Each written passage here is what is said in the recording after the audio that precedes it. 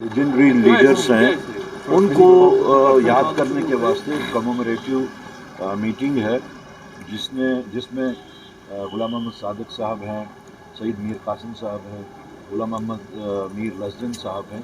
तो आज उन तीनों अजीम शख्सियतों का कांग्रेस से जो ताल्लुक़ रखते हैं उनका आज डेथ एनिवर्सरी है, तो उसी सिलसिले में आज हम यहाँ जमा हुए हैं। सर, कैसे इस स्टेटमेंट को देख ये जिन लोगों ने बताया है वो तो उनका अगर किरदार देखा जाए तो प्री इंडिपेंडेंस डे से ही शकावर है।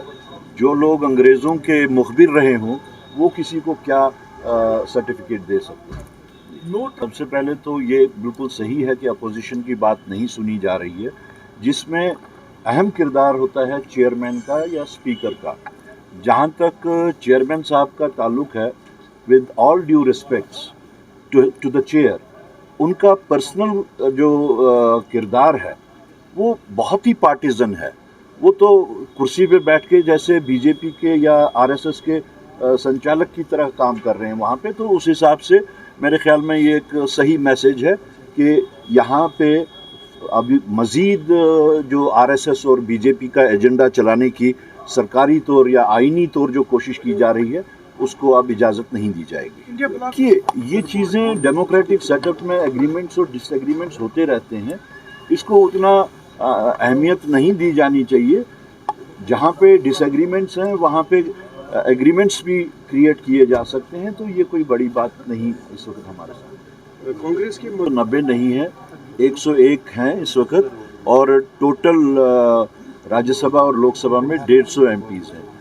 जहाँ तक स्टेटहुड का ताल्लुक़ है, यहाँ पे यूनिट, कांग्रेस का जो यूनिट है, आप देख रहे हैं कि इवन इलेक्शन से पहले यहाँ पे जिस वक्त राहुल गांधी जी आए और उन्होंने उस बात पे बहुत ज़ोर दिया कि स्टेटहुड के वास्ते हम पार्लियामेंट के अंदर भी और पार्लियामेंट के बाहर भी लड़ेंगे। और लोकल यूनिट का आप देख रहे हैं कि पूरी शद्दोमद से इलेक्शन से पहले से हम स्टेटहुड की बात कर रहे हैं, और ये बहुत ही खुशकिस्मती की बात है, खुशी की बात है कि अब सब लोग आहिस्ता आहिस्ता उसी बात पे पहुंचे हैं जो कांग्रेस इवन इलेक्शन से पहले बोल रही थी। आप देख रहे हैं कि major political parties Aahista Aahista अब स्टेटहुड की ही डिमांड पे पहुंच चुके हैं। ये वही दो लोग कह सकते हैं कि टसल है या नहीं है। अच्छी बात है अगर टसल नहीं है, लेकिन मैं बार बार ये कहता आया हूँ कि ड्यूअल कंट्रोल सिस्टम जो इस वक्त यहाँ पे यूटी में चलाया जा रहा है, ये इसकी फर्स्ट कैजुअल्टी जो है वो यहाँ के लोग हैं।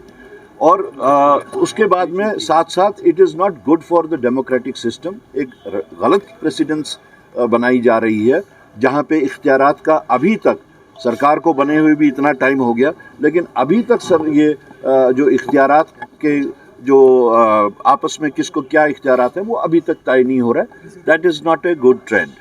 Thank you.